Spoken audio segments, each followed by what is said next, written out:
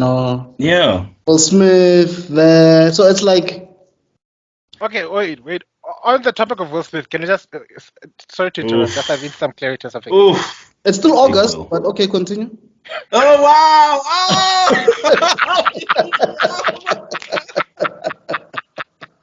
Oh my No man, no! God. You're gonna get slapped! You're gonna get slapped! Here it comes! You asked for That it! was so But you said this is not, stupid. it's off the record, so I don't understand. I'm putting that on! That one is going! That's the intro!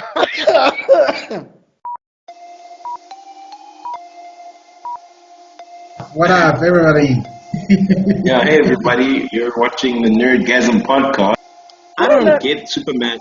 For me, Superman's worse. And I'm not talking about in this movie or in the. Is Appa the Chewie of the Avatar group? Yes, he is! Okay, I'll behave.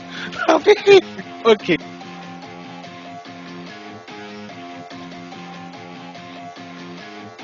What's up, guys? How's it? Welcome to the Nerdgasm podcast. To say, how do I say this properly? Welcome to the long-awaited three-way. Cue the Pornhub sound effect. Yeah. Okay, that doesn't sound like porn. It sounds like Afro Man because I got high. But anyway. Yeah. I'll get the clip. Call me by my name. I'm having the time of my life. It's a type of three I don't approve of. All right, we are here to discuss. What did I say we're going to discuss in this episode? We're going to discuss the. We're going to talk about about the big about our mutual. I can't say hero, but he's inspired us in one way or another, which would be. I don't know if I'm going to say this correctly. I'm sorry if I butcher the Russian. Genndy Tartakovsky. Did I say it correctly? We'll need a Russian to confirm that, but it sounds right. I think I'll just go with JT. JT for me is JT. Oh, works GT, just fine. sorry. GT. Oh, GT. Welcome to the Grand Tour. Grand Tour.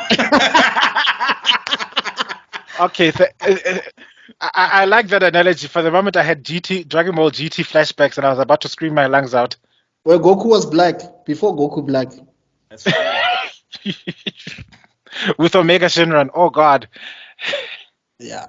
But yeah. Anyway, but before we start, let's just touch on that wonderful show that came out last week. I think it came out on Tuesday for us. Ahsoka. Before that, disclaimer: we at Hello Corp are not endorsed or being financially supported by Disney or any other distribution agency. Our comments are our own, and by no means reflect whether encourage people to support nor deny support during the writer's strike. I'm done with the disclaimers.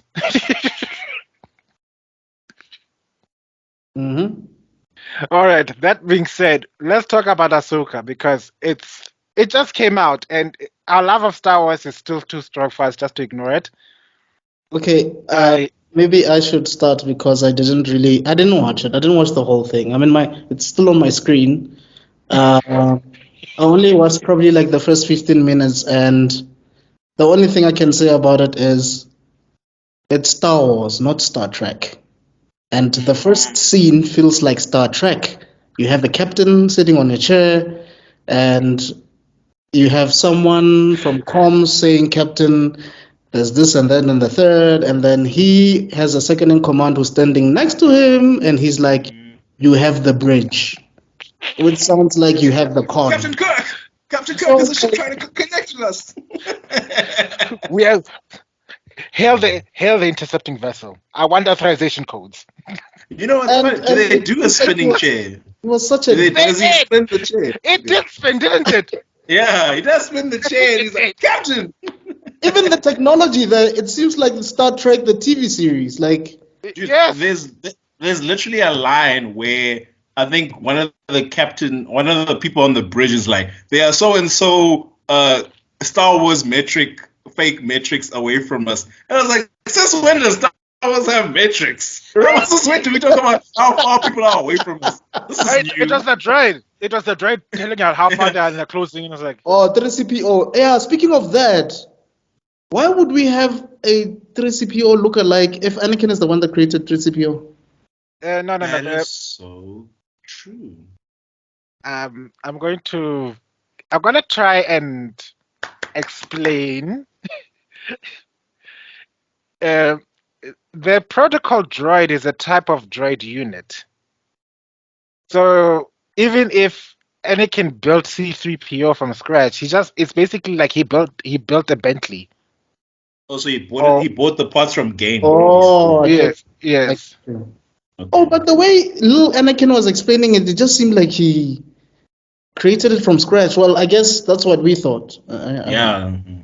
I understand that, but the protocol droid is a design type. It's like the Magna droids, of which we'll get to that part. Okay. I also have just two other comments. It's the first one. It's what kind of a captain would just be so curious to want to see if they are real Jedi's or not, knowing the consequences. I was thinking the exact same thing. It's like, if they are actually Jedi, if they're actually Jedi, do you think your security guards will protect you? No, but even then, regardless Like- of whether they're Jedi or not, he's like, okay, these guys in my head are criminals. So what do we do with criminals? Let's invite them on the ship and let's just have a friendly conversation. And let me leave my bridge so that I can go and meet them in person. And I was like, all right. You're in charge, buddy. Can we agree?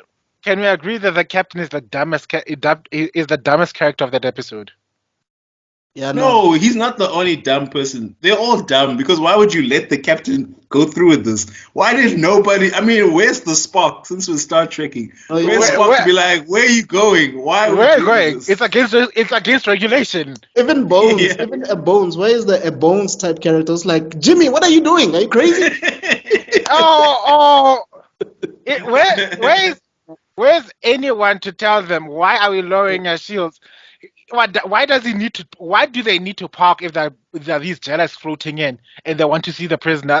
Let's wait until Home One arrives, then we'll confirm who you are. You know what I think happened? I think they were just really teasing Star Trek. That's what happened. That entire thing was about them teasing Star Trek. Yes. Yeah. Yes. And I think so. And then, you know what? I'm just gonna spoilers. Even though it's a week, we are launching this a week after, so you've had plenty of time to watch it. But spoilers, whatever. So we spoke about that spoiler.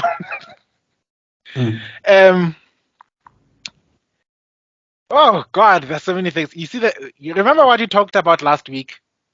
Mm-hmm. That about the lightsaber choreography. I can see that they're trying, but at the same time, they're still. Yeah. Yeah. Oh, by the way, R.I.P. Ray Stevenson. Yeah, sorry, yeah. Yes. R.I.P. The best Punisher of all time, yeah. 100% comic book straight up. Yeah. That being said, I want to say what I have to say. You saw that they were making fun of those droids in Revenge of the Sith. The droids in Revenge of the Sith.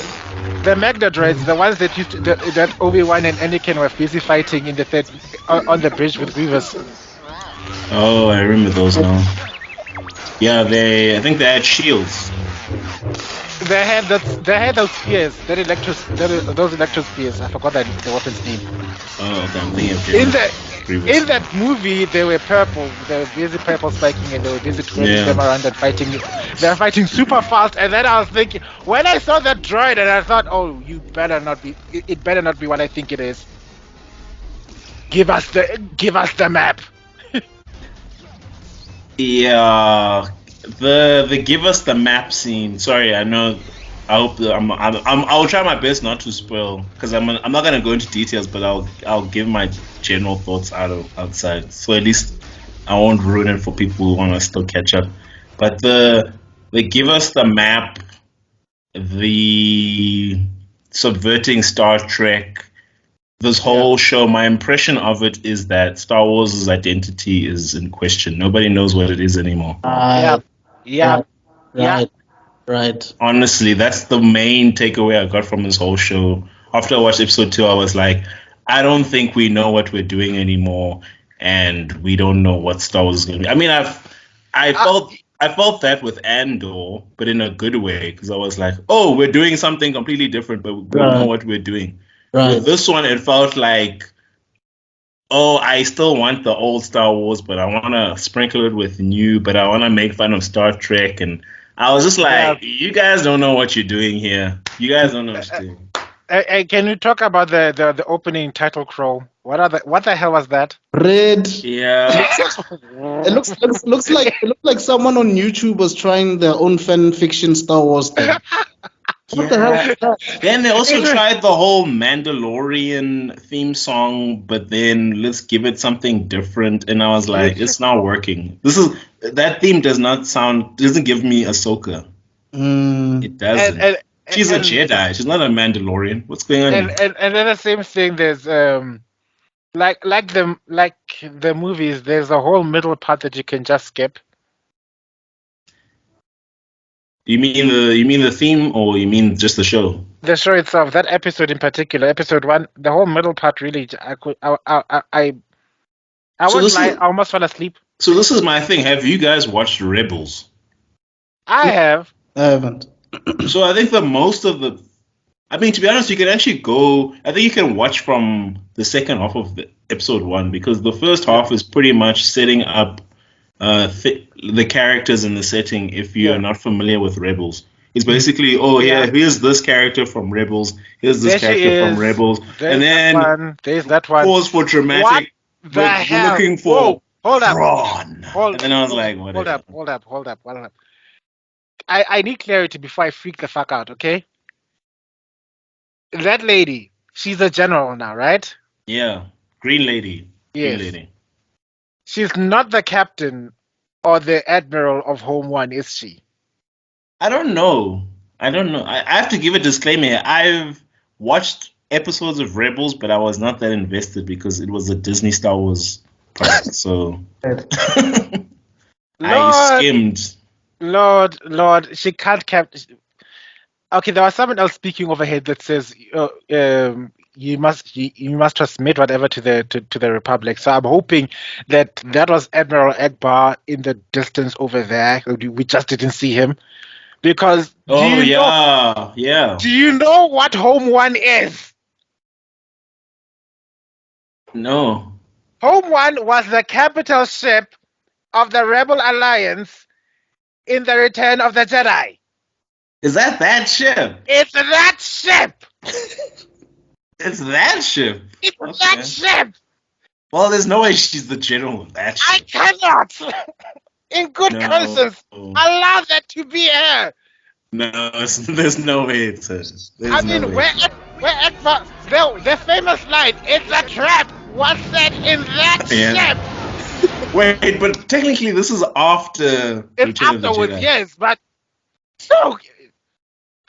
no, but I mean, you watched Rebels. When does Rebels take place? Does it take place between? Rebels takes place at the height of the Empire and just before the Rebel Alliance starts, before the first Battle of Yavin. So that victory in getting rid of Thrawn inspired other rebels to say, "Hey, let's start acting up." You know what I mean? I get you. That's why Rebels is such an important step in the whole cosmology, because it went from a couple of splinter cells here there that are trying to resist the Empire to wow. So then here's my question, which is everyone's question. If Rebels is so important, why didn't Ahsoka finish the job? I mean, Anakin's your mentor. Anakin's your guy. You know him better than everyone. Obi-Wan knows you. Yoda knows you. Why do we need to wait for Luke? why don't you finish the job? You've got a team. It's a good question. I mean, it's a red con and a half, but like, It's a good question. It makes no sense. It's the best question. It is the best question. Unless somewhere along the line they're gonna put, I think either they're gonna put it in this series or somewhere along the line they're gonna say she had a psychic spiritual talk with Obi-Wan and Yoda, and Yoda told him, "Bitch, it ain't you." yeah. I get it. Like, it's all retcon because Ahsoka wasn't the plan. It wasn't the plan. It's Dave Filoni's thing. Yeah, I guess. Oh, whoa! Wouldn't have had the guts to kill her master. And I have a message for Dave Yeah, himself. that's what they I went have with. something They to went say with that. personally to Dave Filoni. Dave, this is for you. Look at me. Look at me. Look at me. David Filoni. Stop it. Stop getting people impaled with lightsabers and miraculously healing them. Yeah, Stop that's it. true. Stop it. You're making a mockery of Qui-Gon. I don't know why you are upset at Qui-Gon's death. I will not tolerate you. No, but Qui-Gon fell. Come on now, give him a break. He did fall, didn't he? He didn't. No, he didn't. Wait, did he just fall to his knees and then? Remember, he was cremated. He was And then cremated. he was giving his last words to Obi-Wan. It's like, Oh, you must train him. He's the chosen one. Ah. No. Oh, did he? Oh, damn. Qui-Gon was cremated. Yes, he was Yeah, he cremated after he was. died. But Oh, but after he got stabbed, he just fell to his knees and then. yes, Oh, damn. Well, everybody in Star Wars can survive that hit. Apparently. Yeah. Oh, hell no. Hey. No. Stop it. But then, Stop it. Sorry, I'm a bit annoyed because I saw you guys talk about it last week, and you put Yoda and Qui-Gon as number 1 and 2, and I was like, oh hell no! It's Windu. Oh, hell. He said Yoda. Oh, and Windu. Yeah, Said- Qui-Gon. He said Yoda. No. We said Yoda and Mace Windu, not Qui-Gon. Oh, so you put Yoda, Mace Windu, and Obi-Wan. Yes. Yeah. Look, and this is not the episode to discuss it, but come on, guys, let's be honest here. Let us be honest. Okay, let's hear you out. No, I'm curious. Please, let's hear you out. Okay, who has Yoda beaten? Thank you. Count Dooku. I know he didn't. He made him run away. He made him run away. You made him run away? That's a win. Yes. That's what wins now. And I made you run away. Palpatine didn't kill him. No, So- Palpatine whooped his ass. Palpatine whooped his ass. They whooped He each other. ran away. Nah, they whipped Oh. each other, bro. They whooped each other. I believe one person ran away from the other one and got in the car and ran away. The other one was laughing. That's how I remember. The other one was going, ah! That's how I remember. Okay, And who then- did Mace Windu beat? No, Mace Windu, I'll give him a shot. I think he killed one of the Mandalorian clones in Attack of the Clones. No, he didn't kill the Mandalorian clones. He killed Jango Fett. Oh, okay, yeah, he did Oh, yeah. kill. Popped his head off But- like a Z.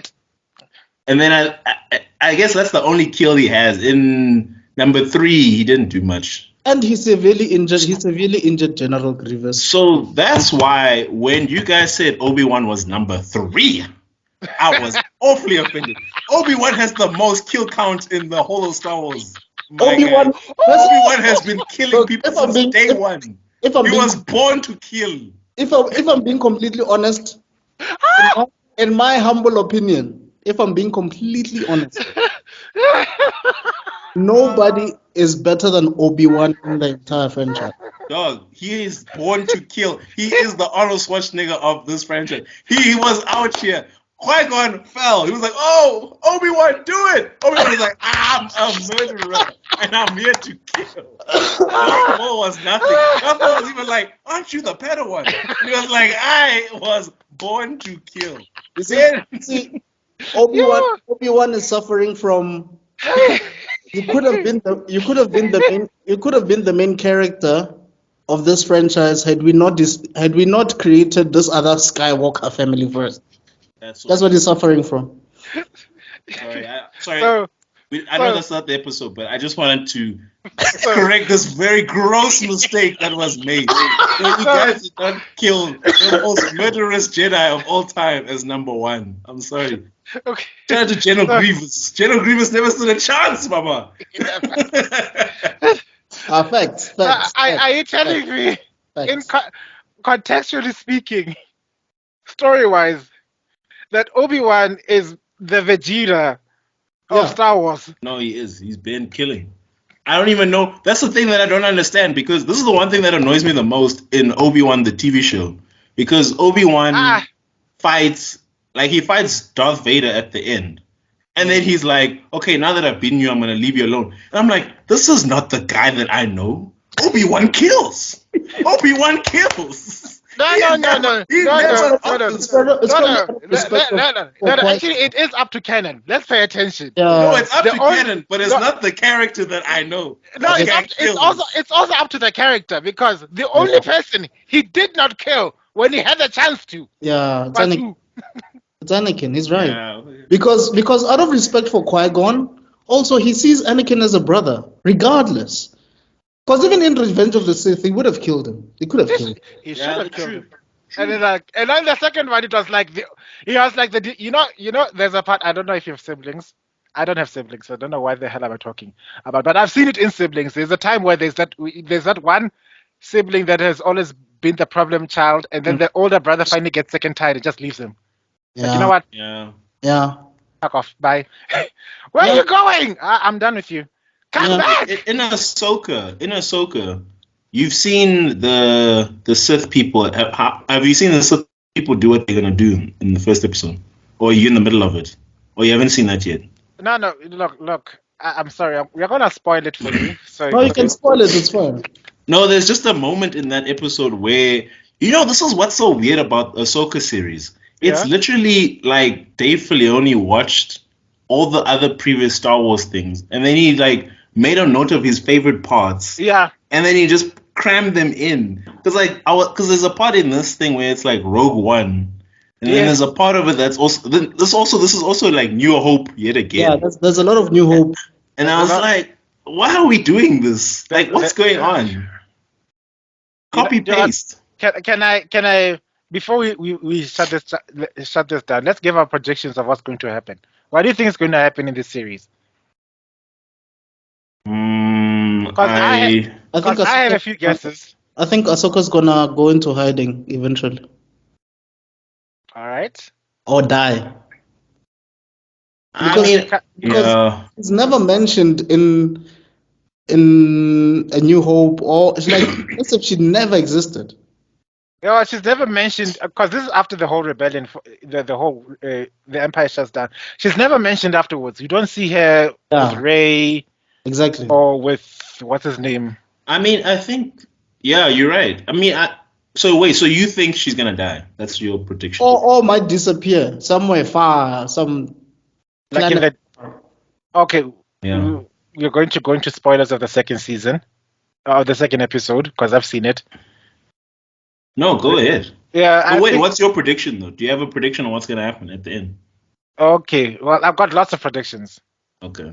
One, they're going to find Ezra. Okay. Do you know why why I say that? There are currently 3 lightsaber wielding bad guys. Mm-hmm. It's currently going to be. It's like a foreshadowing of who's going to be the third guy who's going to equalize this fight between the good guys and the bad guys. Right. Yeah. We've got the master and the apprentice, and then we've got the what's it called, those twirly boys? I call them twirly boys. What is the Inquisitors? There you go. Yeah. So there are 3 of them, and then there are only 2 of them. Number 2, that girl, you're going to discover that she had the Force all along. From Mandalore. Yeah, no, I get you. This is purple head girl. Yeah. Yeah. Okay. Suddenly she has the Force, because before then it used to be a given that you can't use a lightsaber if you don't have the Force. Yeah. Now it's like a knife. Anyone can use it. And I have no one to blame but that ridiculous first movie of J.J. Abrams, because if you didn't give what's his name? No, but no. It's not his fault. He was supposed to become a Jedi, but then they just forgot about it. Yeah. Yeah. So, but I then, have something to tell you. I have something to tell you. What do you have to tell me, bro? What did you I tell? have something to tell you. What is it that you have to say? which guy is so desperate for Poontang that is going to confess his undying love seconds before his death? No, the disrespect for that character was another. It is another. I've never seen that happen. Like I'm even trying to think in like Dragon Ball Z. If that happened in Dragon Ball Z, I'd be so annoyed. Like imagine before Krillin dies, Goku, there's something I have to tell you, and then and then Frieza disappears, and they're like, oh, what were you gonna say? Nah, it's nothing, bro. Don't even worry. I'll be like, what's going on here? You know? That was There's No, something- no. Justice, When you guys were talking about justice for Finn. how the Rebels, the first episode of Rebels, the first part is pretty much useless, or I think you also mentioned something. I think Ahsoka, there's something like that. In this movie, the second movie with where they what's that movie? The one that we hate, directed by Ryan Johnson. What's it called again? Last Jedi. Last Jedi. Finn's He doesn't Yeah. hate it. He doesn't I'm hate a it. weird. I'm the weird person that actually thinks 80% of that movie is good, 20% of it is bad. okay, no problem. But Yeah. Finn's quest was useless. His Very entire much. quest. His entire quest Very was much. useless. He said Very it. much. Because he didn't do anything. The only bruh. only two things that happened in that thing that were interesting is they got betrayed. We got a Carlo type of, a Lando type of situation, Yeah. and there was a kid there that was a street sweeper that has the Force. Dude, the only storyline in that movie that makes sense or that they actually gave any attention to was the dynamic between Kylo Ren, Rey, and Luke Skywalker. Everyone else in the movie didn't matter. They didn't know what to do with them. That's Yeah. true. Everyone, like literally, like I think there's, after they kill Snoke, where it's a different movie now. It's Last Jedi 2.5. Because then I was like, this is a different movie now. Yeah. 'Cause now Yeah. everything is like quick. Nobody knows what's going on. Then they run to another planet. Then I was like, what is going on in this movie? But The third act made no sense because Rey was off screen, and it's as if she's not the main character of this franchise She's anymore. not. So it's about Luke, and then after Luke dies, all of a sudden it's like, oh, Rey's back, and she's the one now using the Force to save everybody. Like, But like Rey does nothing in that movie. Like Kylo Ren actually saves the day. Like he kills Snoke. Like I feel like most of it is like him pushing the story. Like she does nothing. All she does, she's like Sherlock Holmes in her movie. She's like, who are you and what's that and what's the MacGuffin and who's solving? And And I was the like, whole- Sherlock, get the fuck out of here! Like this thing is happening. the whole sexual tension between her and Kylo Ren. It's garbage. Fucking garbage. That movie annoys me so much. Because it could have been great. But I don't know why. It felt so cringy. It felt like they're siblings. Yeah, They are supposed to be siblings, aren't? Well, Right. I mean, because remember the whole original thing was when JJ was at the helm, they were still trying to tease who her father could be, Yes. and the father could be, oh, maybe you're Han Solo's other child, or you're blah blah Obi-Wan. blah, or Yeah. Obi-Wan's kid. But I don't know. That's What in the another mess. Targaryen? All right. Okay. We vented. Oh yeah, but then my prediction is one. She's going, and then my last prediction is that she's going to be stuck in that new galaxy that they're going to. Oh, okay, I see. Yeah. So You guys are very hopeful, eh? what? Have you guys not been watching the same Disney Plus shows as me? What? Okay. Okay. I'm okay. sorry. What Have are you your guys- predictions? Our predictions is we're setting up spin-offs, baby. What do you mean this is a show? Oh. Ahsoka's gonna die, and one of these characters is gonna get their own spin-off show. And then before the show ends, we're gonna be introduced. Either Mando, actually no, Mando's not gonna come because that would be too weird. Someone is gonna come here into the show so they can get their own spin-off. You think this is Lucas. Yeah. Lucas Skywalker. this is not about Ahsoka. Ahsoka is definitely gonna die Yeah. because they don't know what to do with her. Yeah. But she's gonna die in this show. But before she goes, she's setting up someone else for their own franchise. Luke is gonna show up and say, "Okay, I'm gonna continue teaching you. Come to school." No. No, we can't. CGI face is not gonna sell toys. Need someone else. And the thing is, when that person Oh, appears on the show, I you're know. all gonna be like, Wait. of course. Wait, it's going to be But- Ezra. It's going to be Ezra. Maybe. Yeah, it could be Ezra. But someone's coming. I don't know. I'm trying to think. Maybe it's Lando for all we know. Fuck. Yeah. Who knows? I mean, Donald Glover could appear in the show. you guys Like, are aware. You're aware that Donald Glover's writing a Mendo series, right? yeah. Lando series with his brother. So Mm. That's going to be awesome, I hope. He says, with all the concern in the universe. Wait, I just want to say something about this show, and I know it's too early to say for sure, but this is my final thoughts on the show. Yeah. Number one, in terms of camera execution and acting, I think everyone does a great job. Okay. I think and the feeling of just technical precision, like, oh hey, like, you know what I mean, like the production design looks good, the shots look good, the You do acting get is immersed. decent.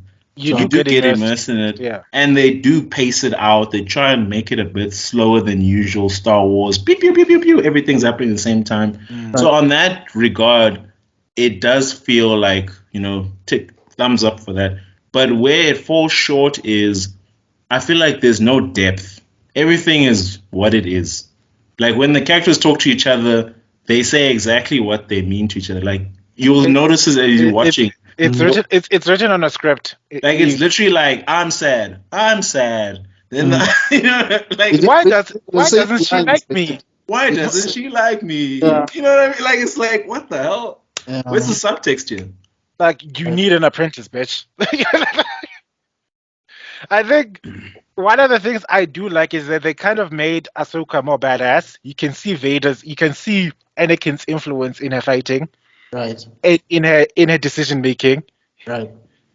I mean, she's jaded. Yeah, she's jaded, very jaded in the show. yeah, she's also when she jumped off the platform to go after the guy stealing the hyperdrive. That was pure Anakin. There was no. The only thing that was missing was probably like Obi-Wan's comment. Yeah, there was no. Wait, where are you going? It's like, you take care of this. I'm gonna take care of that. Wee. I mean, out of all the prequel spin-off things, I'm surprised we've never gotten the Vader diaries. You know what I mean? Like, what does Vader do in the spaces between? Like, I feel like he's busy being miserable. No, but you can make that cool. But you know me, I'm the guy who still wants to see the Knights of Ren. Because y'all lied to me and told me that was a thing. Y'all lied to me. Who knows? Maybe this Jedi is actually the founders of the Knights of Ren. Who knows? Dude, my hope for the Knights of Ren is so over. They don't. If I went into the office of Disney, I was like, "Oh, guys, Knights of Ren." They'd probably be like, "What's that?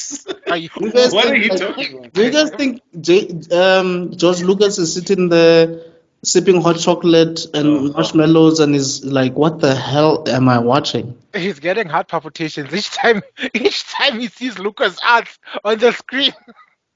I think realistically, he had that moment a while ago. Yeah, then I think he already had, because there was a time where he was going on his press tirade about how much he hated everything, and then Disney told him to shut up. I think they threatened him with a cease and desist, and then he had to shut up. We're giving you billions. What's your problem? Yeah, we gave you $4 billion. We gave you $4 billion to shut the fuck up now. Shut up. And apparently he's very much a family man. Like, he's very serious about raising his kids and his family. So hopefully he found happiness there. Yeah, well, yeah. Kudos for him. Right. I think we've been. This is the record. You see, season 2. We gossiped for 47 minutes. No, 42 minutes. Before we got to the meat of the crux of the matter, right? So, we are supposed to be talking about. Okay, let's see. I'm going to talk about Dexter's Laboratory. Or we're going to talk about the Powerpuff Girls. Why don't you do it in order of the ones he made? Okay, which one did you start with? I think Dexter's Lab came first. Oh yeah, I was thinking that. I wasn't sure. But wait. Yeah. Okay, so Genndy didn't create Powerpuff Girls, but he was heavily involved.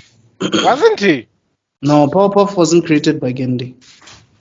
I don't know. You can Google it, actually. I don't know. Trust me, he didn't create it, but he was Okay. involved.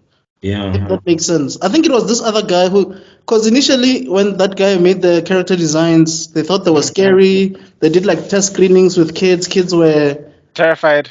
terrified of those character designs. Okay. No, then it's Oh. fine. We'll talk about Dexter's Laboratory and then we'll talk about the Powerpuff Girls. Because for me, they're part of the highlights of the big three of Cartoon Network. Okay. Yeah, I think we should just call it the big three of Cartoon Network. Yeah. It was created by Craig McCracken. Oh. But Genndy was really he was a director, one of the directors. So. Okay, because Executive producer vibe, most likely. Yes. everybody loves that position, don't they? Anyway, Dexter's Laboratory.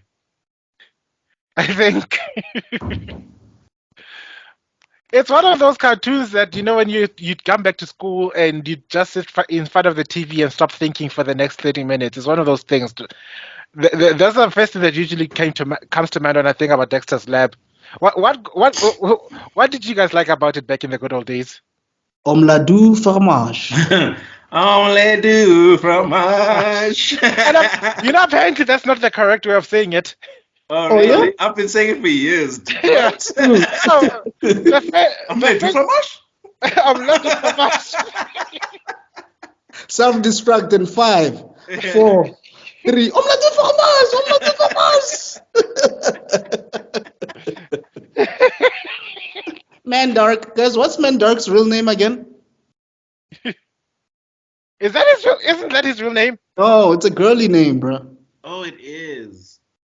Okay, we're gonna have to look that one up. I'm telling you because his parents are hipsters, so I think they gave him a girly name, so it's always for him. It's Mandark. You're so right. Yeah. That is. He grew up on a hippie, and then wow. Okay. His name is Susan. Yes. Like Susan. I also would have become a villain if I was given. I mean, I'm sorry, Susan.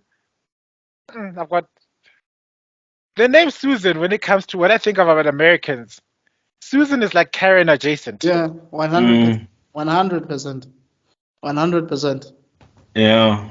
I mean, I think like one of the main reasons why I love that show so much is it was like a melting pot of so many things in one show that I'd never seen done before. Like it had mecha action, it had comedy, it had like slapstick comedy. It was like Looney Tunes meets Gundam.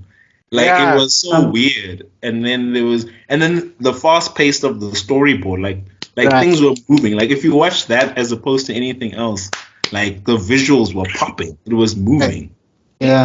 Even with the slapstick and the comedy, there was action. There was yeah. I mean, it's amazing because Dexter didn't have friends, but you were so heavily invested in each episode that you didn't even pay attention that this guy didn't. You're so right. His lab was his friend. His lab was his friend, and his sister. No matter how hard he denies it, is also, I think, his closest friend. Definitely. Because and the monkey. Remember, he actually fired the monkey. Yeah.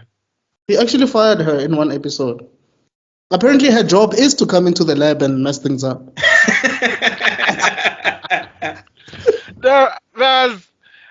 To show that that Dexter, no matter how much he finds Didi annoying, is that he also tends to have for help. Because there was a time where he got a letter from school and he needed to bring his parents in. And instead of calling his parents, he used his sister to look like his mom. Oh, no. Damn. And then I think he disguised himself as he came as himself. So that the teacher can give Didi his mom, this letter, the result that he got an A- in a certain exam, and everybody's devastated. The way she was so pissed off, like, is that it? I thought it was something good.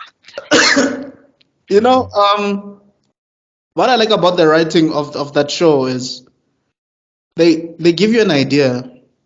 Then the whole episode focuses on what might happen if this idea actually comes to light. Like I'll Yeah. give you an example. There's an episode where Dexter has chicken pox, and Didi says, "Dude, if you continue to scratch, you're gonna turn into a chicken." Mm. That's the beginning of the episode. And And at that's the end, Dexter actually does turn into a chicken. So it's like the whole episode you wonder, is this guy really gonna turn into a chicken? So I think that's why you're saying like that's what makes it so fascinating or interesting. You wonder what's gonna happen the entire like throughout the whole episode. Like there's one where Mendog kidnaps Dexter's mom and he becomes Dexter's mom for like a week or something. Yeah. Yes, and then he realizes how exhausting that is. Like his back was aching and all of that.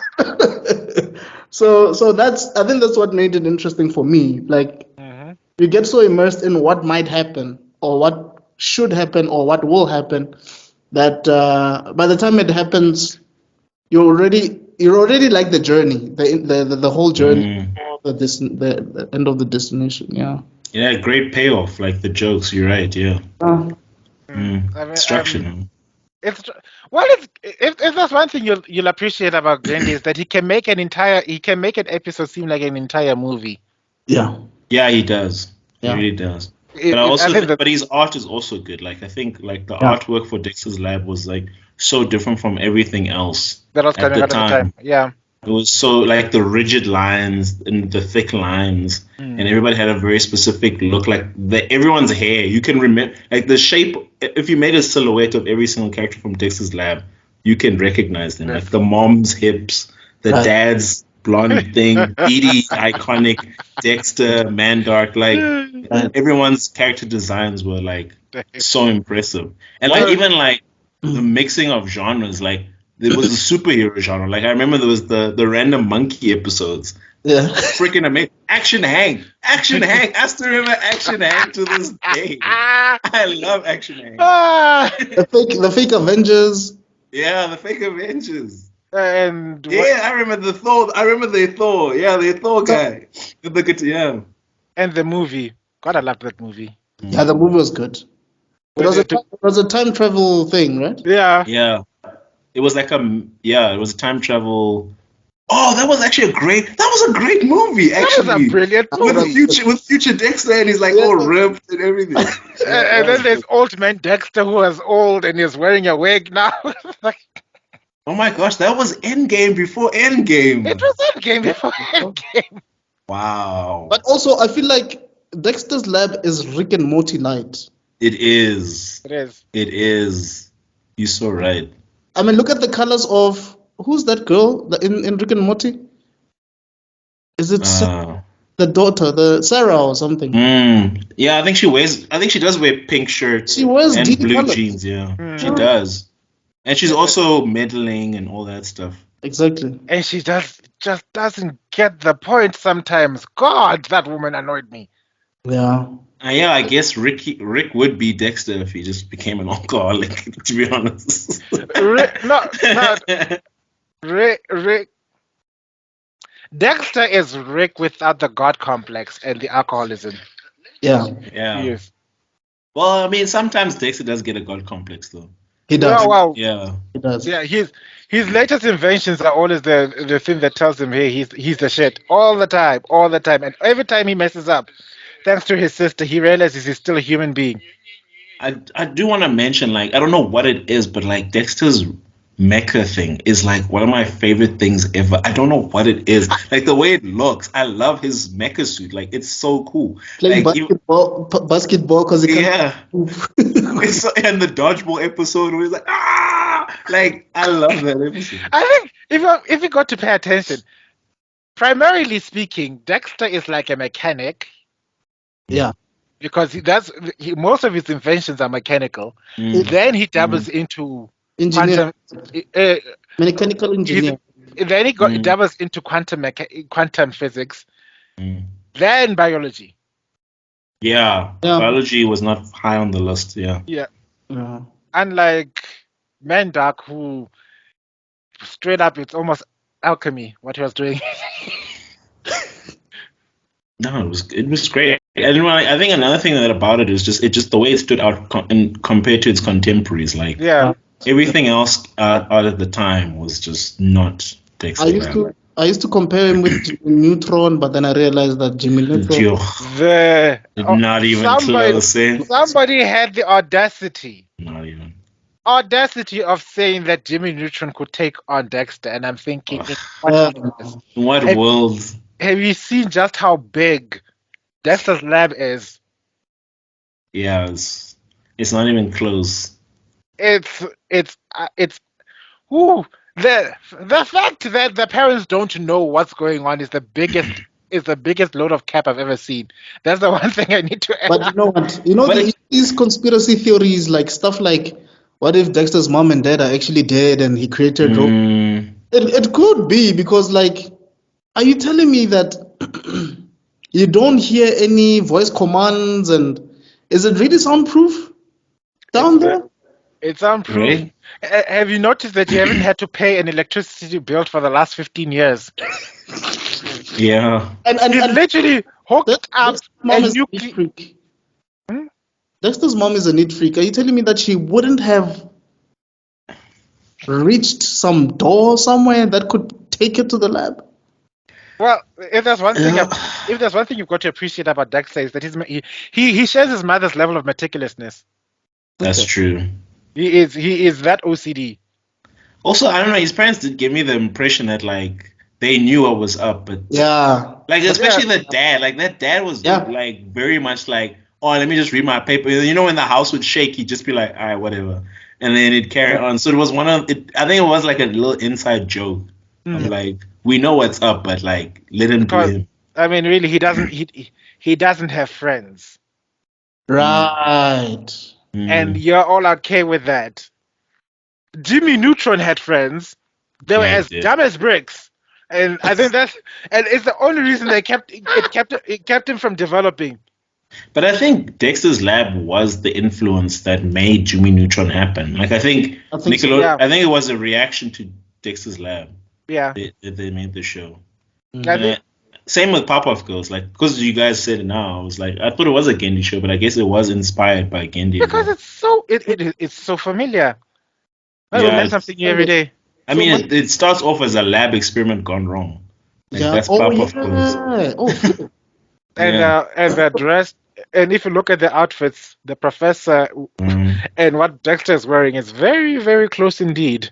And the mayor's height, kinda.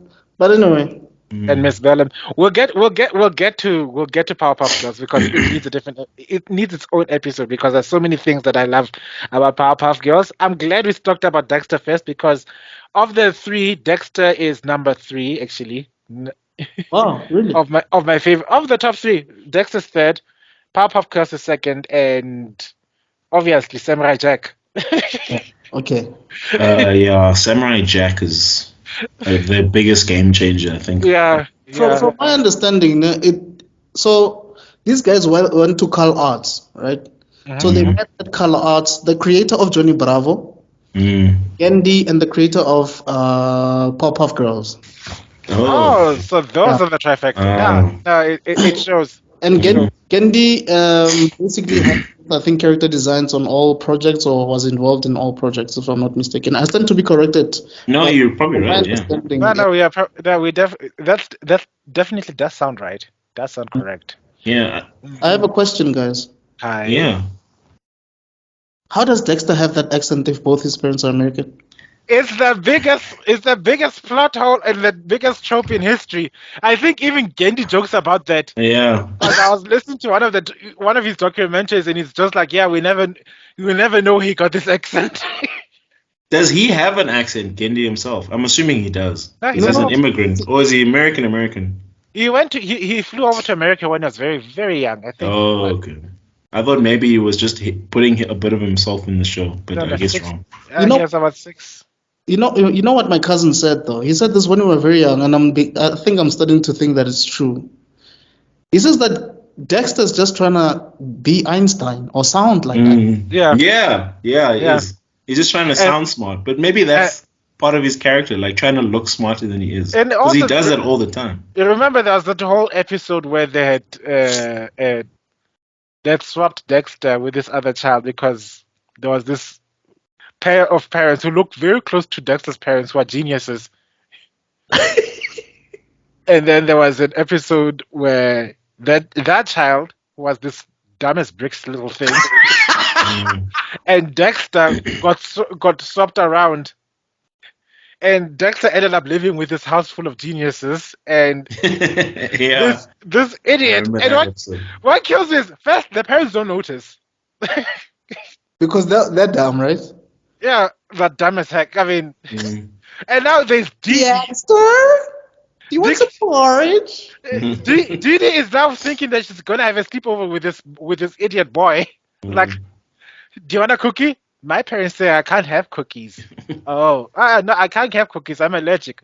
I'm allergic to this. Oh, want this cookie? Like, oh, okay. I was like, then the idea came along that maybe they were swapped at birth, Mm. and that's his real family.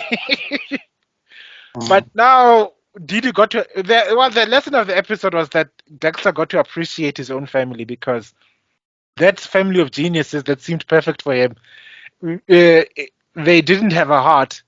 Whenever something happened, it was just something to analyze and something to analyze and critique, basically. I mean, I remember the part. There's always that line in that episode that always rings in my head is when they were busy assessing which melons to buy. They had to they did this. They had a gadget that calculated which diameter is most ideal for ripeness, and then they decided these two melons are perfect. Celebrate.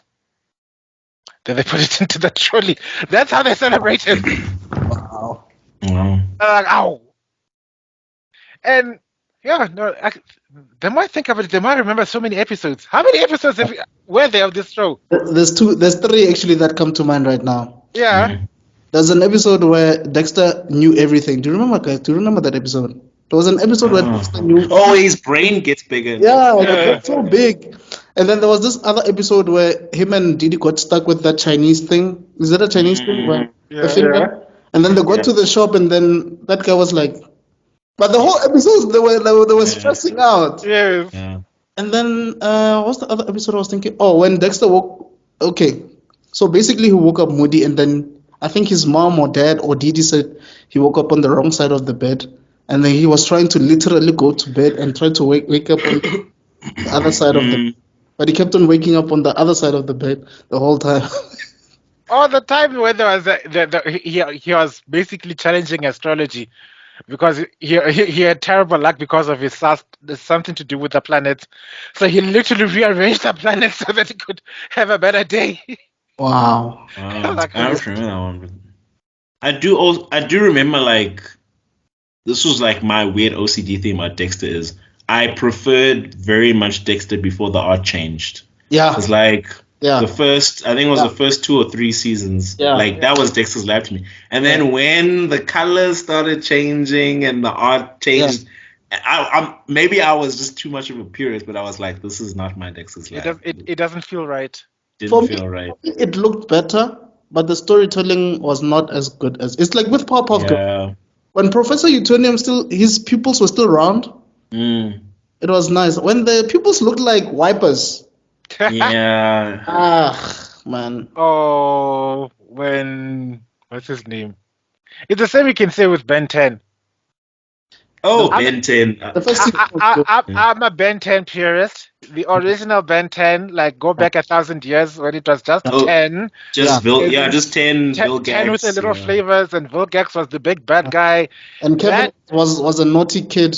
Which that one is Great villain. Should have kept him that way. They should have kept it that way as well. The best art, in my opinion, was the first.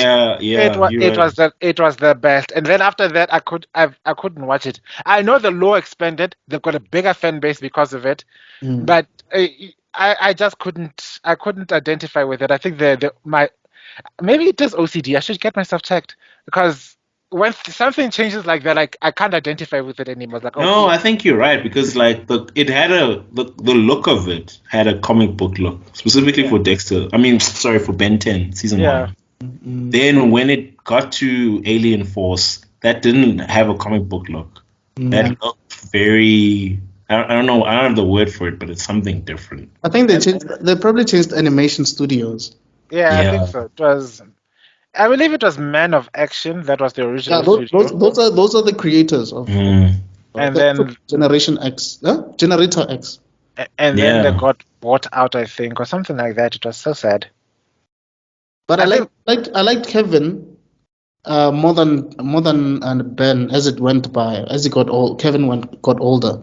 I feel like he was a more. I think he was a better written character than Ben. Okay, you can. Ben was a horribly written character after the original show. Yeah. Because then Yeah. he was basically Dragon Ball Super Goku. Yeah. He's like Yeah. super dumb. He's arrogant. He Yeah. tries things, but he Yeah. always wins. And I was like, And of what? course, Who is And this guy? when And was Hermione basically? Yeah. no, then of course they said no, you can't have magic. You have to be an alien because it's about alien. It's basically lean into a genre. Oh, Yeah. No, I like the Knights from the original Ben 10 because I remember the Knights were basically The Forever plumbers. Knights. Yeah, they were basically the plumbers, but like a darker Evil. version. They were Yeah. like, we kill the aliens. We're not here for understanding. We kill them. And I was like, that makes sense. Then when they got to Alien Force and the other shows, then it became no, we're actually anciently. And I was like, oh my gosh, this Why are show- you retconning this thing now?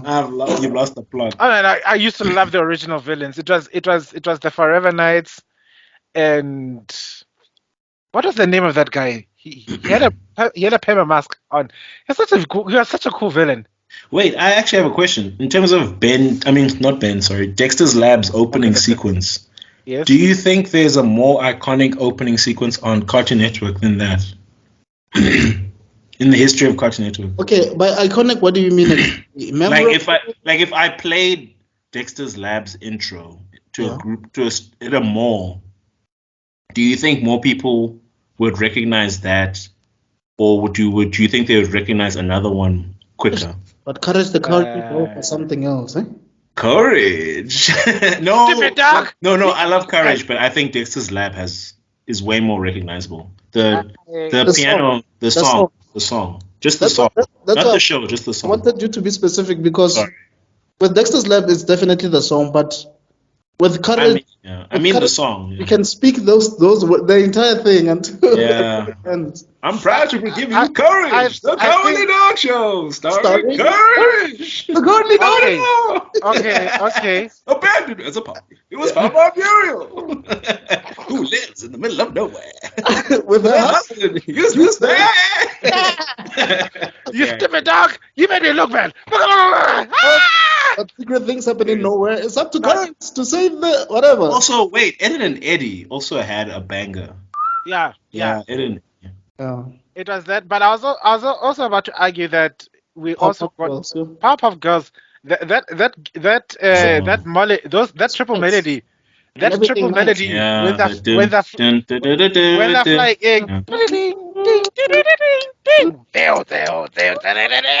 I mean, the new kids would say Adventure Time. I think Adventure Time was quite. The Adventure Time. Come on, grab your friends. Going to tied. very For me, distant it's tied. lands. It's Take tied. dog and Finn the human. Because there's one I think that's more recognizable than that one Show? for the newer generation. Which one? And it would be Steven Universe. Oh yeah. I have a confession. I've never watched Steven Universe, so I would. Heretic. I've never watched. I heard the laws. Beats and pieces. Yeah. But I you know, never even heard the song. there's something I want to say, no? Yeah. From our discussion about Star Wars, Dexter's Lab, and what's the other one that we're talking about just now?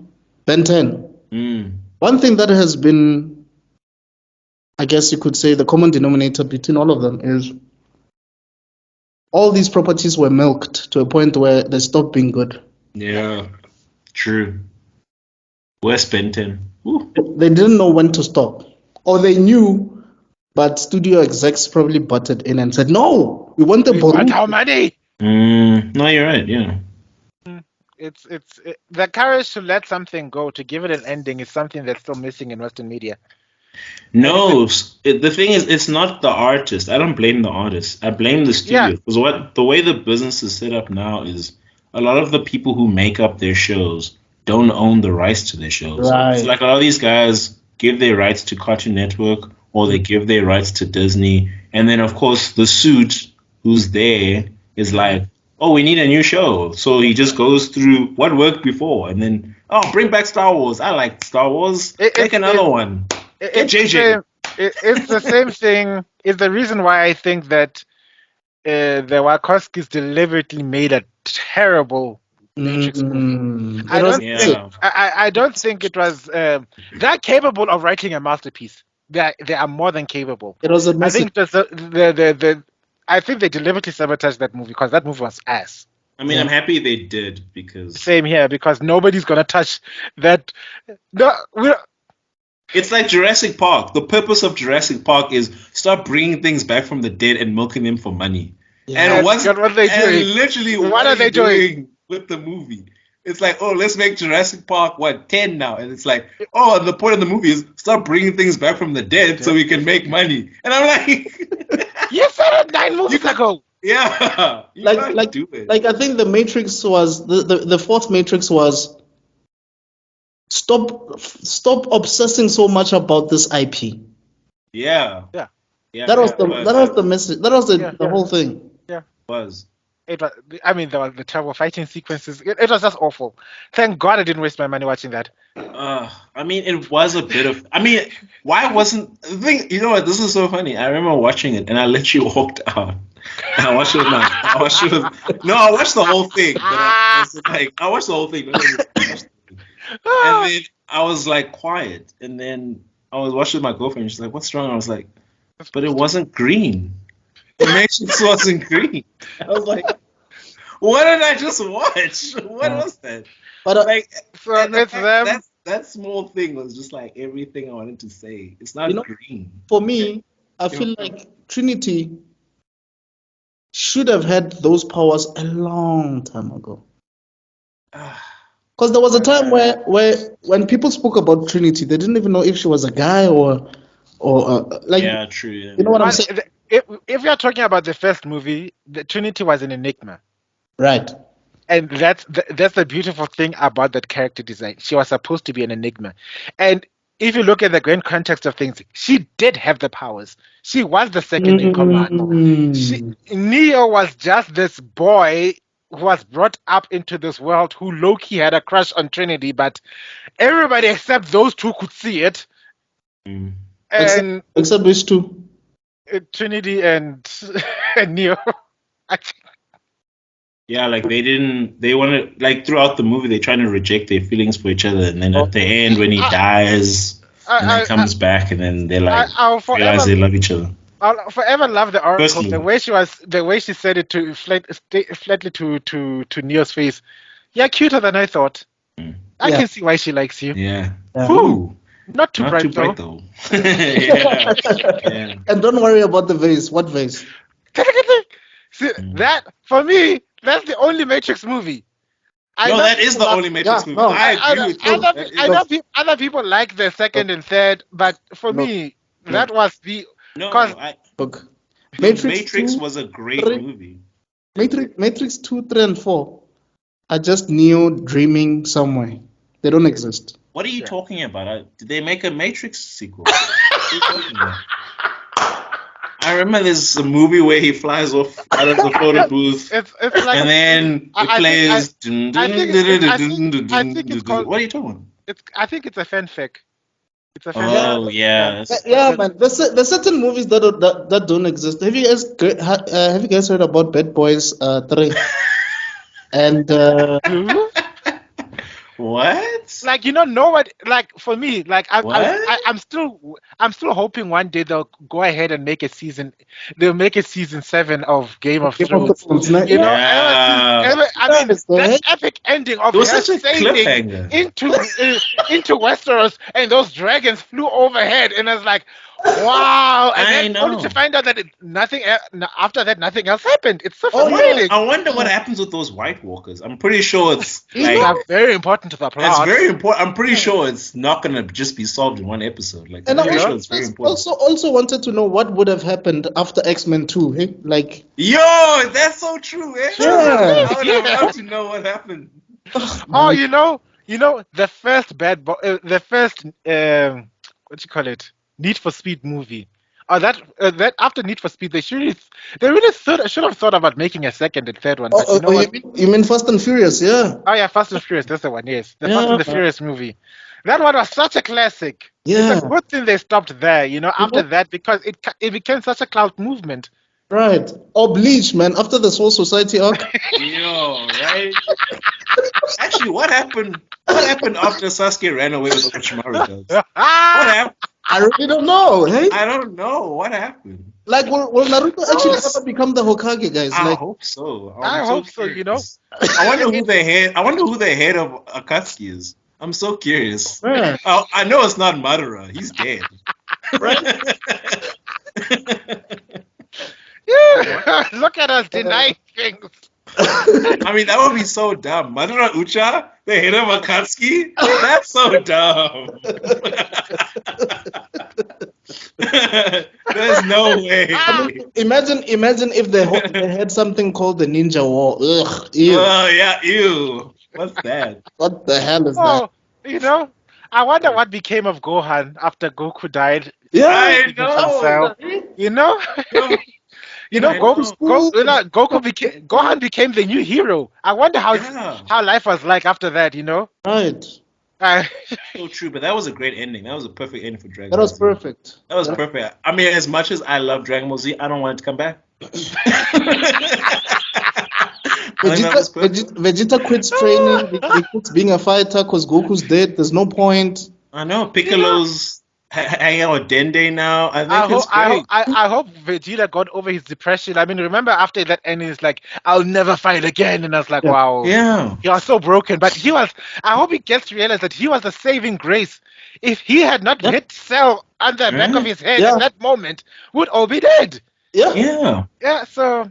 No, it was Yeah. a perfect ending. Chef's kiss. The way Goku died, said he didn't want to come back. I that- want to come back, please. Yeah. Fine with King Kai and The way Babu. Goku was so responsible and had wits. I love it. This should Oh, never God, be you have no shame. Anyway, I wanted to touch upon one thing as well. The other thing that I also appreciated about Dexter's Laboratory, the ending song.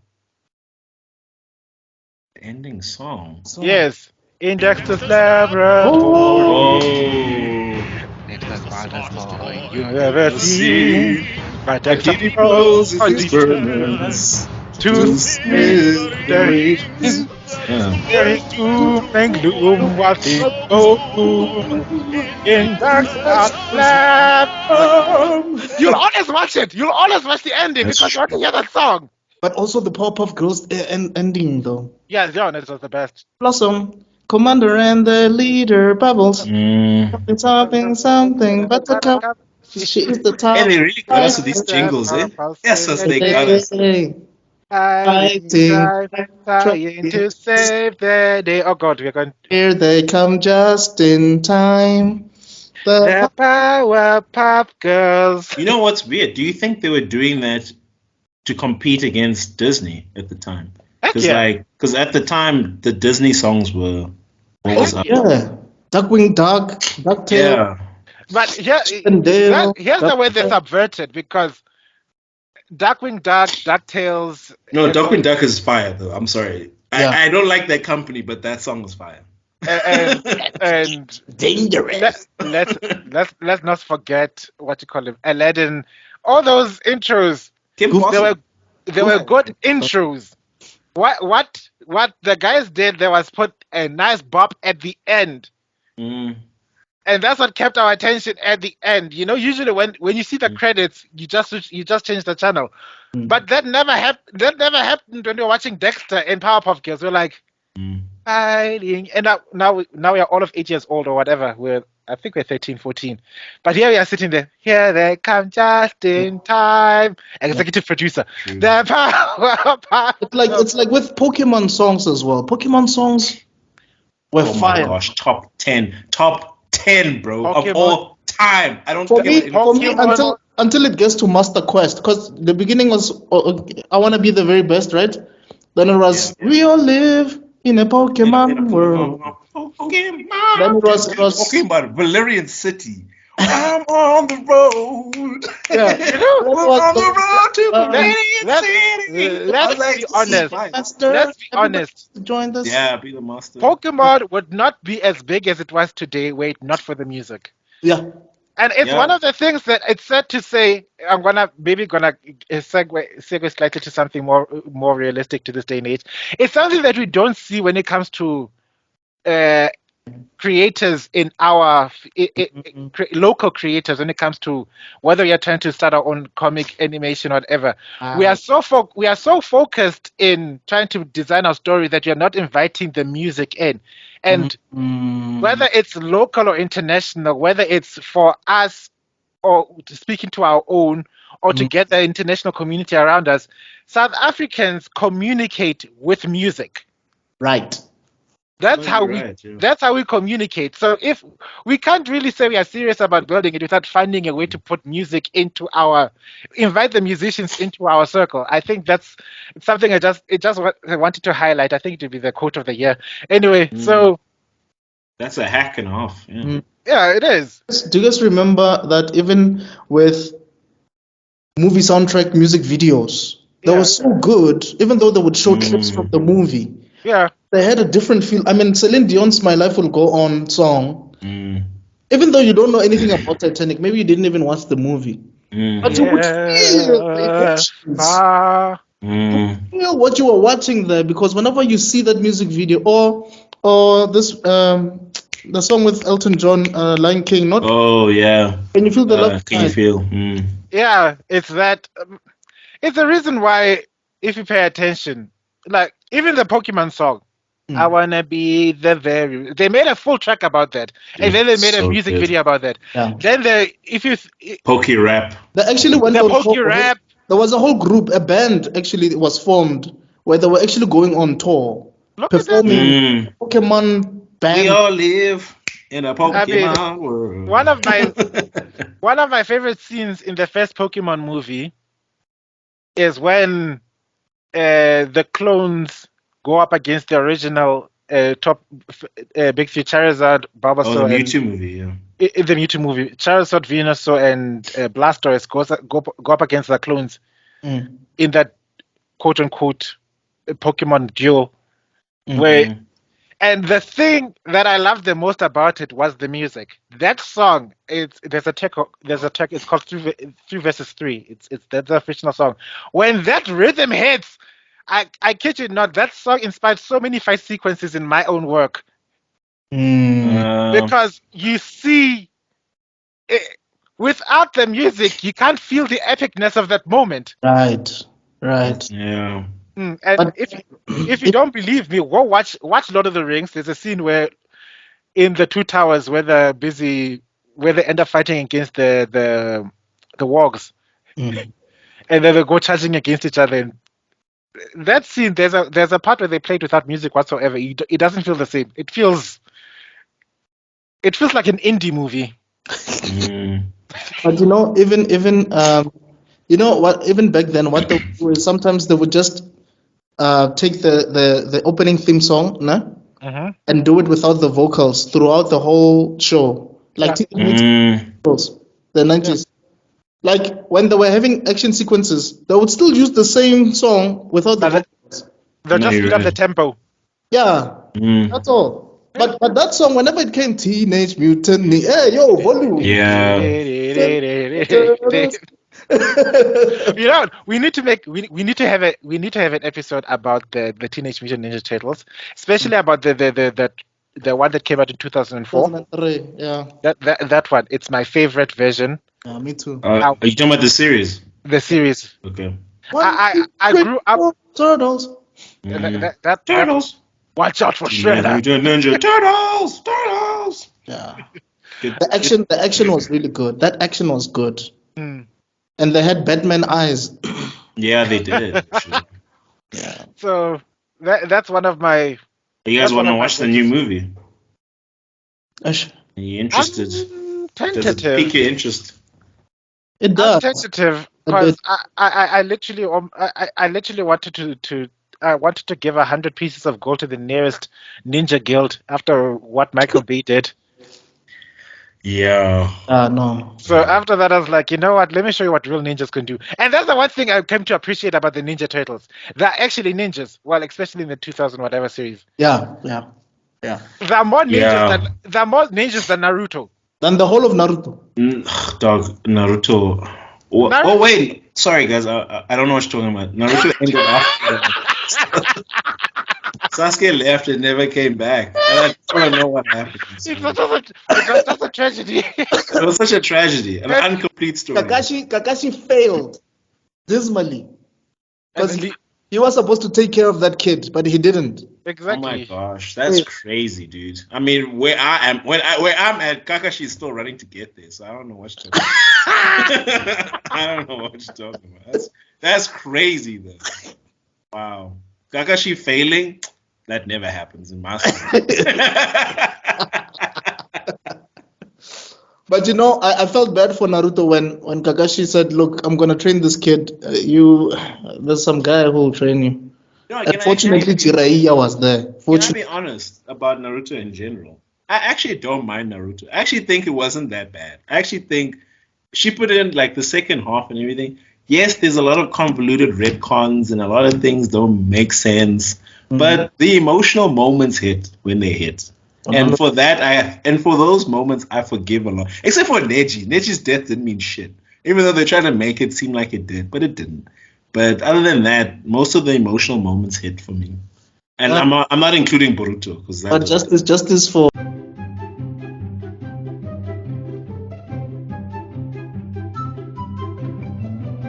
It says it's not open. It's the Illuminati guys. They found me.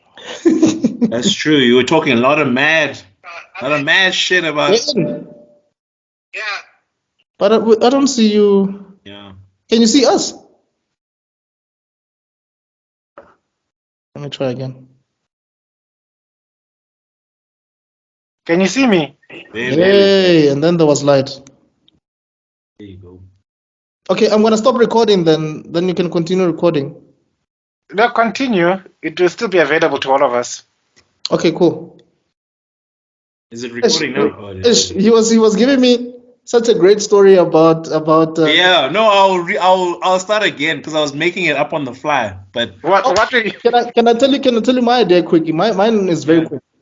yeah. Imagine what would have happened if Goku, being a Super Saiyan, while nobody was a Super Saiyan, just after Trunks, lands on his head like he did when he was a kid and remembers and becomes he becomes Kakarot. He becomes Kakarot, and now everybody has to now step in and try and stop this guy.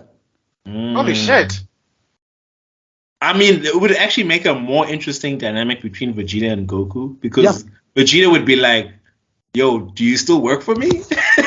He'd be like, You'd literally be the legendary Super Saiyan. Yeah, and now the Z Fighters would actually want Vegeta's help now. Yeah. And then they're trying to train him up to become a Super Saiyan. Yeah. I mean, you could actually still make the same story as the Cell arc, but now instead of Gohan versus Cell, it's Gohan versus Goku. He's dead. And he goes Super Saiyan 2. Yeah. It's a lot more emotional payoff. Damn, that would have been emotional. Holy shit! That would have been the ultimate emotional payoff because who do you trust more, Piccolo or your dad? Yeah, and then the whole thing is like Goku's always love for fighting and all those things, and then Gohan's like, I don't want to fight, I don't want to be like you, so now he actually has to kill his father. Goku. That would have been actually a way better story. But then, at the same time, it will emotionally scar an entire generation. Yeah. Yeah. But obviously, I mean, look, just before he does the final blow, then I don't know, Goku bumps his head again, and you know how it is. You know, yeah, we know how it is. Stuff like Dragon Balls. But And then- Goku's actually proud that his son is that strong. He's not angry. You know. Yeah, you know. Maybe he finally he'll remember the last moments when the Kamehameha is vaporizing him, and then flashback time, and Yeah. Yeah. Yo, but that would have been one hell of an interesting arc, eh? I would. I mean, I think it would have also been really nice to see other characters and the way they interact. Like, you could have had the Goku versus Yamcha moment. Yeah. You know, Goku versus Tien. It would have been better. we should invite him on the Dragon Ball Z. Oh, I told him about it. Yeah, Oh, you told okay. me about it. You Yeah. guys are having a Saiyan Saga discussion. But you see, and you know what? Why it would have been so interesting for everybody to fight Goku? Goku defeated all of them in the past. Mm. Oh, by the way, my laptop exploded. I'm sorry, guys. No, we get it, man. No, I'm telling the audience that Oh. my laptop went. Yeah, I'm pretty sure Dave Filoni sensed in the force that what I was saying about him, and You're talking mad shit about it, man. and he went like,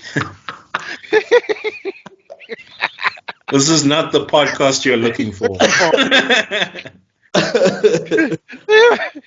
he was wearing his Sith outfit with a cowboy hat on top, and he's like, now you will experience the true power of the dark side of Disney. Terminate his connection. Boom.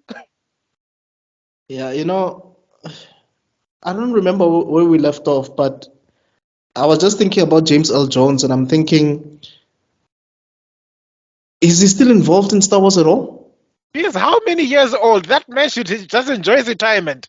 So they said this was before the strikes and everything. Right. This was still when AI was good. They said that they managed to take a lot of his recordings and copy his voice. So even from Rogue One, a lot of the dialogue there is a little bit of AI mixed with his voice. So I don't know how involved he's going to be moving forward, but I think technology has caught up enough where they don't need him. But are they going to pay him, though, even though they're using his voice? That's what we'll see from the strike. Because I mean- right now they don't have to, but the strike is striking for them. James L. Jones is 92 years old. What? I know he has the force. But it makes sense, though, because he's Mufasa in the live action. Okay, I didn't watch the live action, but from the trailer. Mm, No, he's Yeah. Mufasa, full stop. Yeah. mm. Not the original Mufasa was him. I don't know if they put him in the. I They- haven't watched the remake. They put him in the remake as well. I think. You can't replace him unless if you use Keith David. That's the next closest. Nah, not even Keith David. I love Keith David, but Keith David is not that guy. I mean, You cannot replace him. we can only have a miracle once in a generation, Mm. and the miracle we got was Uncle Iroh. General. Uncle Yeah. Iroh, man. Yeah, because when I forgot his name now. You know when I'm on air. He voiced Aku, eh? As Yes, he voiced Aku as well.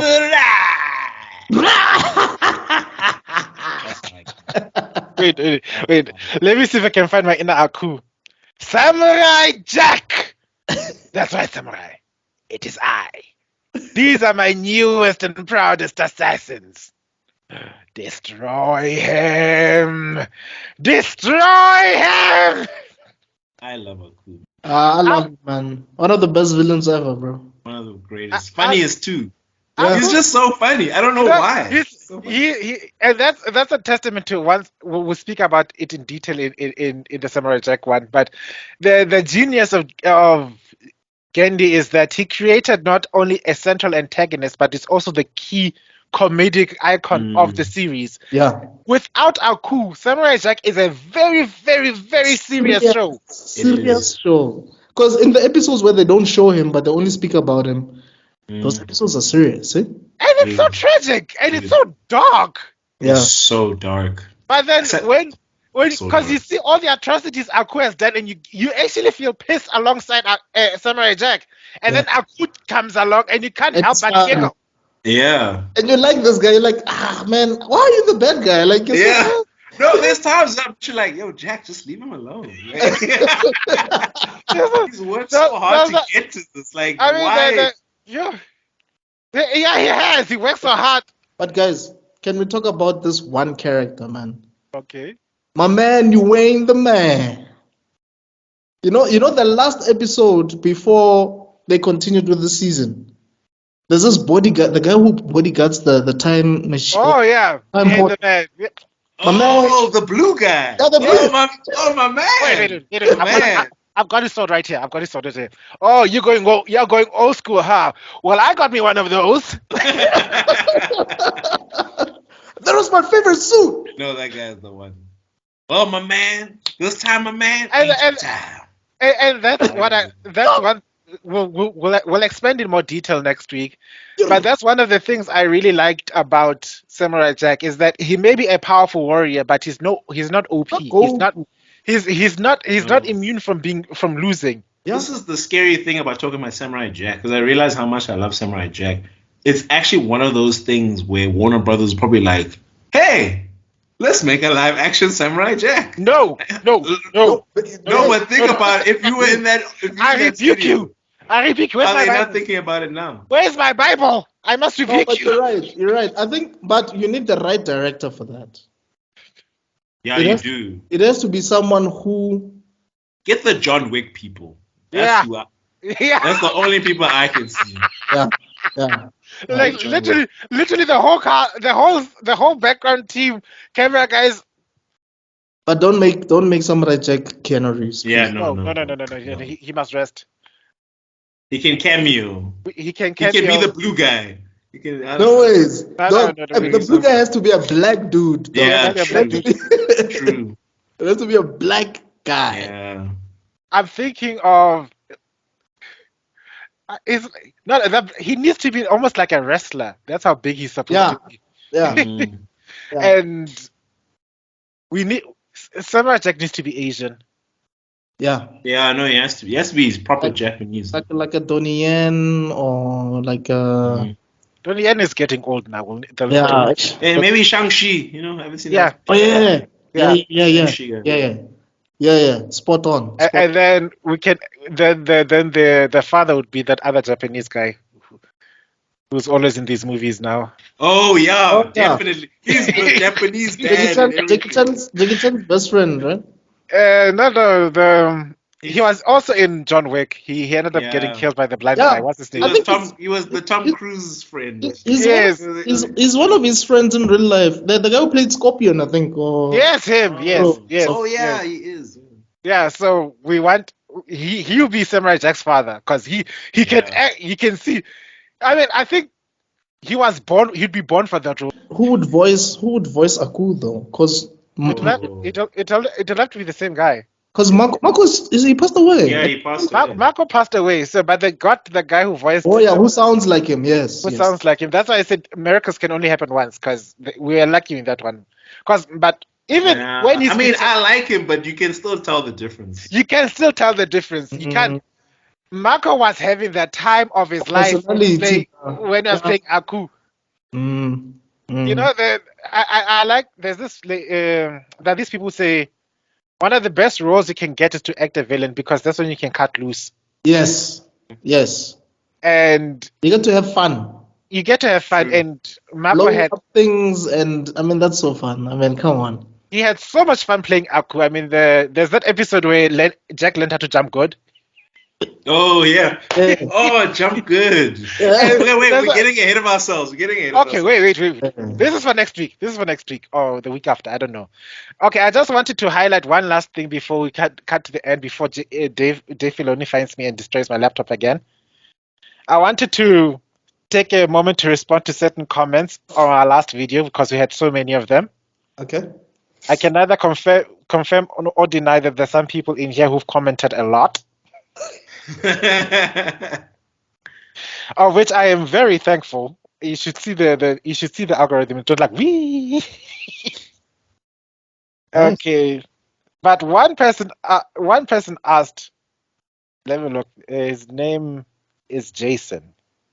Okay. If I could just find him. Because this one comment got me laughing. Oh, it didn't get me laughing. It got me realizing that as much as I was ranting about my disgust about Twitter, people are still confused about what happened with this X thing. Oh. Oh. Because he commented like, wow, guys, wait, I'm left behind. Who's the owner? Who's the owner here? Because last time I heard Mark Zuckerberg was the owner of X and Elon bought Twitter. But he was whining about. Well, I can't. I get the gist of it. Okay. So, guys, what happened? What had happened is Elon Musk bought Twitter, Mm-hmm. right? Right. And then, because we've all agreed the reason he turned Twitter into X is because of all the disgusting porn, he decided to turn it into X. The thing is, X is the label X technically is owned by Meta. Is it Meta Oh. or Really?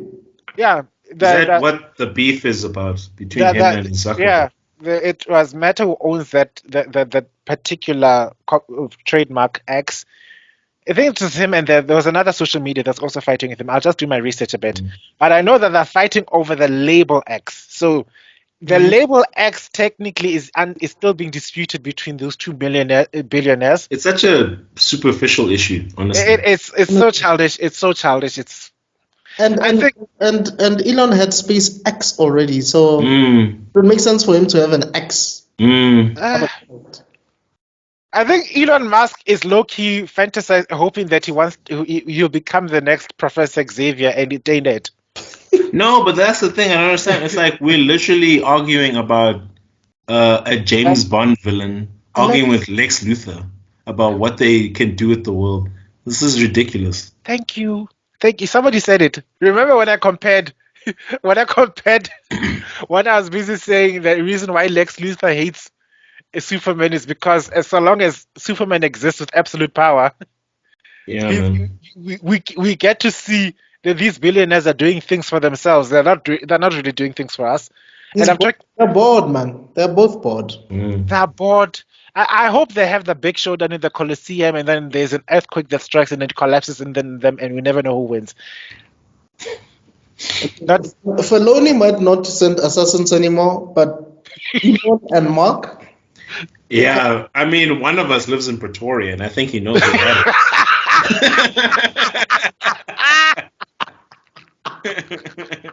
I can imagine. Both of them just listen to us and are thinking, okay, we've got beef, but this one boy from South Africa is talking too much about us, so we're gonna have to stop him now, all right? But you know what will happen? Yeah. His assassins will kill his other assassins. So Elon and Mark's assassins will kill each other because they'll want to kill you. Yes. No, they're gonna do the thing that happened in Attack of the Clones. What happened again in Attack of the Clones? Remember, there's a whole video and meme about it. How Palpatine wanted Padme eliminated, so he tells Dooku, who doesn't want to do it. So Dooku tells Jango Fett, who doesn't want to do it. Right. Who goes hires this assassin lady, who doesn't want to do it. To go kill Padme. And if you're technical, she gets a droid to come and kill Padme, who that droid also then uses bugs to go and kill Padme. So they send bugs that are sent by droids, that are sent by that assassin woman, who are sent by Jango Fett, who are sent by by Count Dooku. Hey, I have a question. Who do you think is like I think they're both great, like honestly, but and they're so full of depth. But I'm just so curious, what do you guys think? Sakura or Padme? Padme.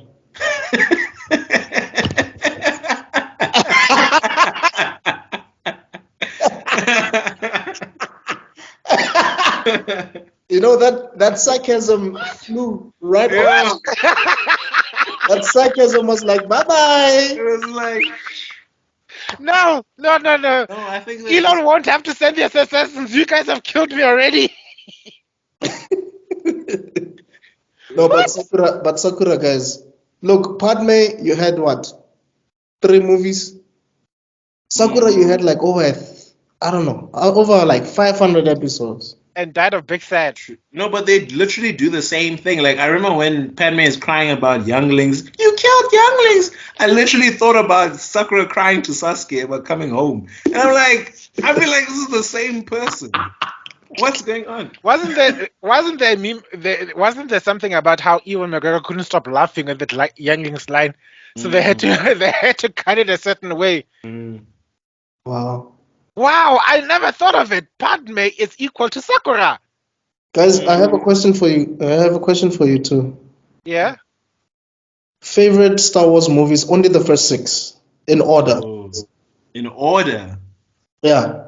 Oh, but we've answered this question before. Yeah, we have, but What's it? I can answer it again. Oh, I was not here. I was not there, right?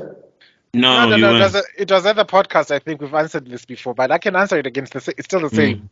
It doesn't change. It will never change for me. Alright. I'm gonna go from worst to best, or I'm gonna go from best to worst. Let's go best to worst. I think it's easier.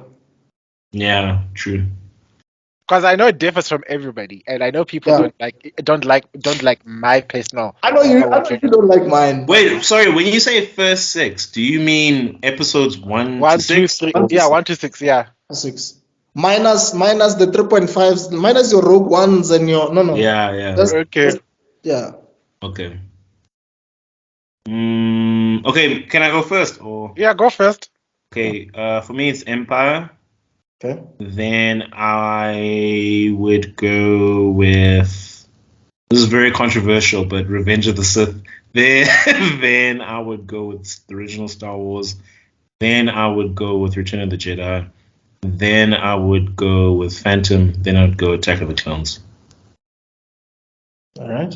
It's been a little bit updated from last time, but Yeah, I think that's how I feel, it's a man. little bit different, but yeah. Is it you or should I? You can go. Revenge of the Sith, Yeah.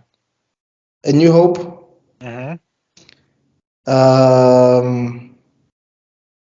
Phantom Menace, Return of the Jedi, Empire, Attack of the Clones. You see, I knew there's a reason why I wanted you guys to go first, because I knew my number one Is is Empire. definitely no. What? No, It might be Return of the Jedi. it is spot on. Yeah. I thought you said He that. loves the sentimentality. Okay, the first Star Wars movie you watched was Empire, right? The first Star Wars movie I watched was A New Hope. Oh, okay. I watched A New Hope back when I was 6 years old. Dad woke me up in the middle of my Sunday nap and said, "You're watching this movie," and he dragged me, and I watched that. Then Empire Strikes Back got me addicted, because that's when I fell in love with the Imperial March. Okay. Then the Return of the Jedi for me was like, wow, because it's yes, I'm a sentimental, I like happy endings type of freak, yes, but more importantly, the Return of the Jedi for me, it's Vader's redemption arc. That's what one thing that hits me the most. That's like I told you in my movie, it's the first movie where to date the only movie where I burst into tears. When Vader died, I was bawling. So it has that. It has that. Oh, sorry. Please continue. It has that emotional connection to me. That's why I always say Return of the Jedi. It's a trap. All your favorite memes come from that. And then, of course, after that, then second is, ironically enough, Empire. Empire is wonderful fun, because that's when you see Vader being an absolute asshole. Right. You will never understand the gravity of that line that says the Emperor is not as forgiving as I have. Ish. If you have not seen Empire, because Vader was not forgiving. Yeah. And if he considers that being lenient, what is the Emperor like? Yeah. I know. Yeah. And then number 3 is going to be Revenge of the Sith. The most enjoyable movie of all time. Yes, So good. The lightsaber choreography still makes me moist. I hate you. It's just such a fun watch. Like I know It's a fun watch. it's either you hate to watch it. Like if you hate watching it, you're still having a good time. If you love watching it, you're having a good time. Everybody can watch it, man. It's great. And the opening battle was beautiful. That doom, doom. The music. Oh, the music. The music is one thing.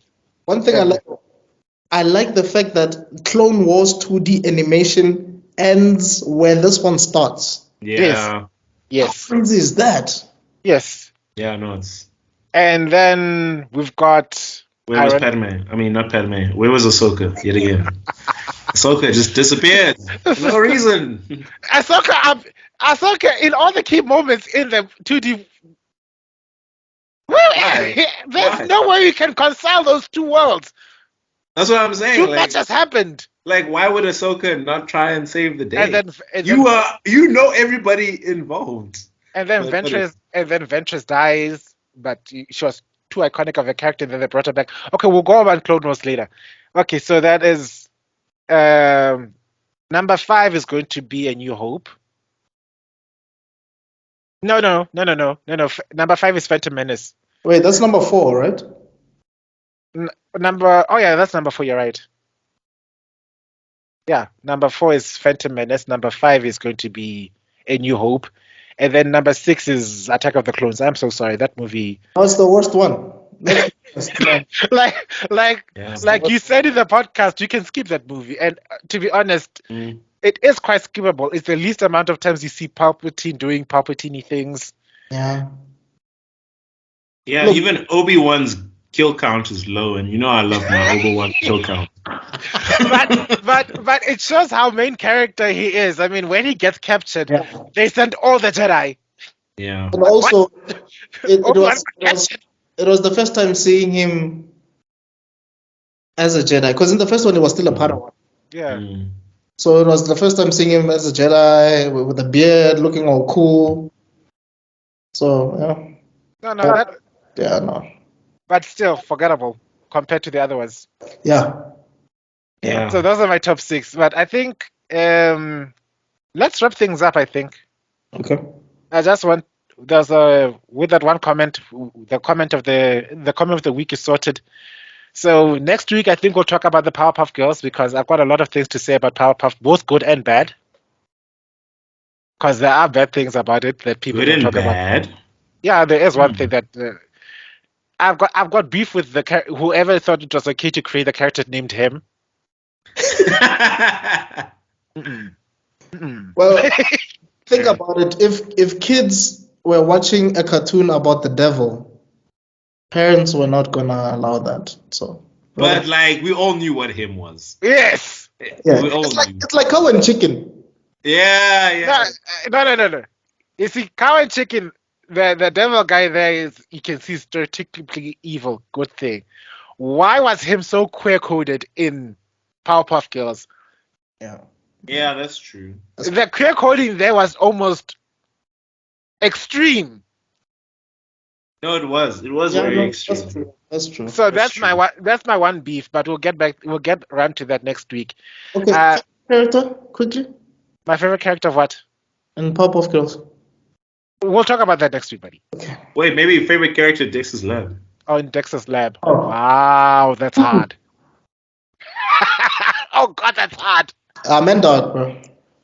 Ha ha ha ha ha ha ha ha ha ha ha ha. I'm a Monkey fan. I'm sorry, Monkey's my guy. Monkey. Please, you need to go to the planet and save us, Monkey. That's my shit. Monkey's my guy. Okay, I'm trying to think, because I think we're gonna have to. It has to be apart from Dexter, because Dexter is my favorite character in this show. Yeah. And if you have it, if that's the case, it's either a tie between Mandak and Dee. No, because my favorite episode of all Dexter involves around Dee. I want to say Dee is my favorite apart from Dexter, because which episode is this? There's a time where Dee wrecks the laboratory, and it completely shuts down, and now she was pretending that it's the levers on to try and trick Dexter from getting mad at her. So you just see her tiptoeing behind Dexter with a lamp, And No, then she I pretends to be remember. the supercomputer. Yeah. Today, Okay. it's be nice to Didi Day.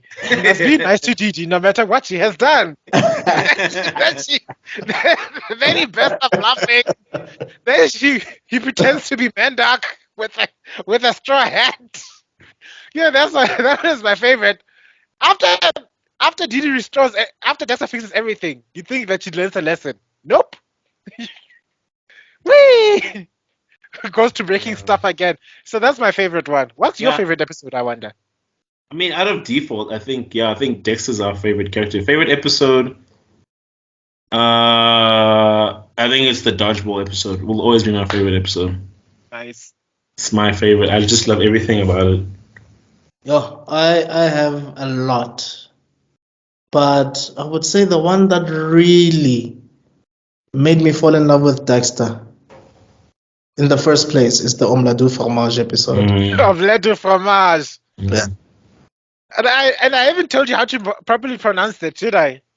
No. I'll put a clip on it somewhere because I know it's not pronounced like that. How funny is it when in that episode where on the radio they're like, and it's the new hit single, Omelette du Fromage. It's like, Omelette du Fromage. Like, Remember the bully that wanted to beat him up? Yeah. And they just like, Omelette du Fromage, Omelette du Fromage. He's like, oh, sorry, dude, I'm sorry, I had no idea. Like, Yeah. Dexter, Dexter, that accent. Yeah. When the girls fall in love with him, they're like, Omelette du Fromage. It's like, oh my God. it's actually Say it again. It's actually a meme now. Have you noticed? I know. Like when Dexter is whispering in a girl's ear, that meme, that's from that episode. Is it? Yes. Okay. Classic. I don't know where I'm gonna find the clips for those episodes, but I'll think of something. Because one of my missions for this season is to put little clips at different parts of the episode to see if people will will pay attention to it. I think in the last one I put clips of Zaraki Kenpachi when I was laughing. Oh yeah, because your laugh was spot on, eh? And the Angel Beats Rocket Chair. Yeah, I saw that, yeah. So I think I'll come up with something. I guess we're gonna put a lot of Star Wars in this one because we really went ahead. Please show Obi-Wan killing people.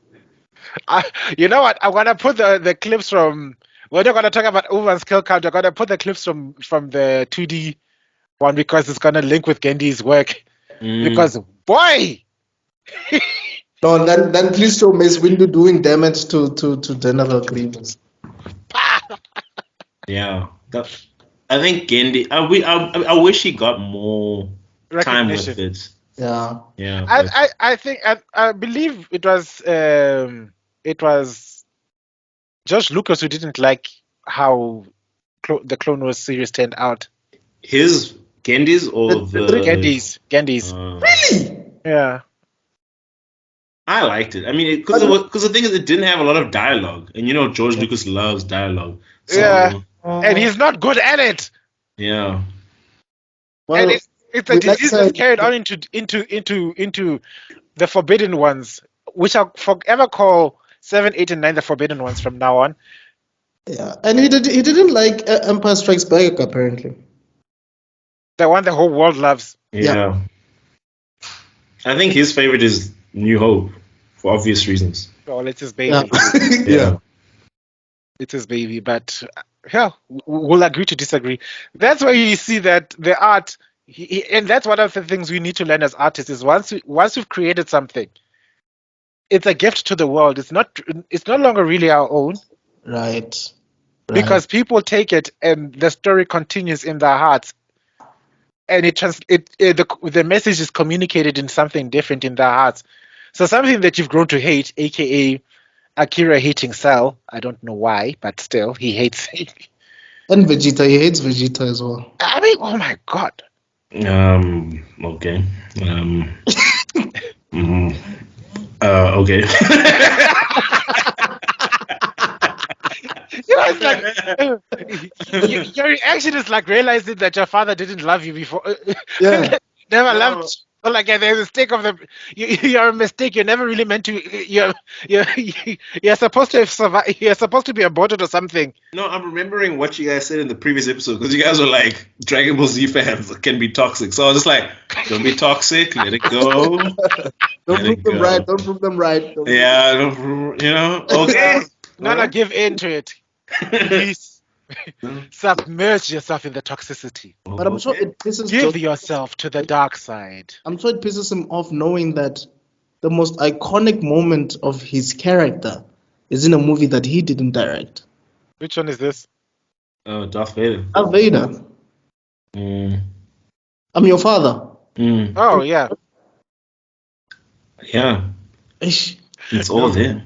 Oh, but that's why we need to let. It's the art of letting go. Mm. One of the hardest things ever. True. But I mean, at least he was still involved creatively at that Yeah. point. So, Yeah. But it's the reason he's rich. It's because of Yeah. that moment. It's Yeah. and how the audience didn't go around and spoil it to others. It still gets me going. If I was the first person in the cinema watching that movie after waiting days in that line, and I learned that, there is no way I would have walked out of the cinema and kept my mouth shut. I'd have been like, yo, Yeah. my bro, it's his father. I mean, to this day, it's still marked as the sequel that all sequels get compared to. So Yeah, it's a hell of an achievement. I mean, Infinity War and Endgame are basically Empire and Return of the Jedi, Yeah, basically. if we're being honest. We are. Because the second act is always designed to have a tragic feel to it. Right. It's not. It's the movie where thanks to him. It's the movie where nothing. The good guys don't win, or we get, or something disastrous happens, or something like that. And you don't really see the same thing happening in books, whether trilogies, Yeah. unless you're counting Harry Potter, because Dumbledore's death was like book number what? I guess that's book 6. 5, Yeah. somewhere there, Spoiler alert for those who never read the books or watched the movies or had a, It's a bit late now. but yeah, Dumbledore dies. But it's like even with this Fast 10 one, you can tell they're trying to Infinity War that movie. The way it ended, you're like, Okay, you've watched it. Tell me, why is it? I'm not gonna watch it. I'm never gonna watch it, no matter how people are gonna convince me. I'm sorry. I'm sick and tired of the. it ends in a cliffhanger. Oh, okay. Does it get? Does this? You know what does the same thing? I don't Yeah. know. I won't give it away, but Yeah. into the Spider-Verse. Oh yeah. I haven't seen it. Should I watch it? Whoa. Yeah, you need to watch That's a it. work of art, bro. That's a really good. That's a Because work of I know there was a huge thing. That's a canon event. It was really trending all over the world, and I still hadn't watched it. And I'm thinking, should I? No, trust I mean, I hated No Way Home. I still do. I still think it's a piece of trash. Trash. And I think this movie is what that movie was trying to be. So much better. All right, then. And I thank you for agreeing. That movie is trash. Trash. Trash. For me, MCU Spider-Man movies are trash. They're so Facts, trash. facts, Can we facts. actually go back to when they put Spider-Man in Europe and thought that was okay good to idea. sell? Who was that person? That person watched a lot of James Bond movies because it was so James Bond that entire movie. Yeah. So technical, so technological. Like, And no, I'm gonna fix my suit. I'm gonna use stock tech to. and suddenly Nick Fury is playing the role of the mentor that Tony Stark was playing, who. Yo, I was bothered by that fake mustache the whole movie. It was so low budget. Like, why do you guys give Samuel L. Jackson the most low budget mustache of all time? Who can get a mustache right? Have they learned nothing from Henry Cavill? But also, You can't put in a mustache. You can't take off a mustache. It looks wrong. that movie is so ridiculous. It's because I'm also like, you know what? We'll do this another time. I'm sorry. We'll have to do that. Yeah, we've got to go. I think I don't know how long we've gone. It's probably 2 hours now. Guys, do you think I'm going to edit this down to an hour and a half or something like that? Huh. You remember the first episode when I was telling everybody we might make this into 2 parts? Oh, okay. But Ha! That was a lie. oh, you got me there. Okay. Anyway, I think let's call it a night. It's literally too late. Thanks everybody for listening. Thanks to listen to our rants. Thanks for watching me survive an Illuminati cyberspace attack from the dark side. And we'll meet again next week. We'll be talking about Powerpuff Girls, I hope. And we'll touch up again with the next episode of Ahsoka because I want to see if our predictions come true, right? Anyway, thanks a lot for sticking to the end. You guys are the best. Please like, comment, subscribe, make a noise. Like I said in the first podcast, I want this to become more viral than herpes. So get to spreading, start kissing each other, folks. That's the only way the disease spreads. It can only spread through you guys.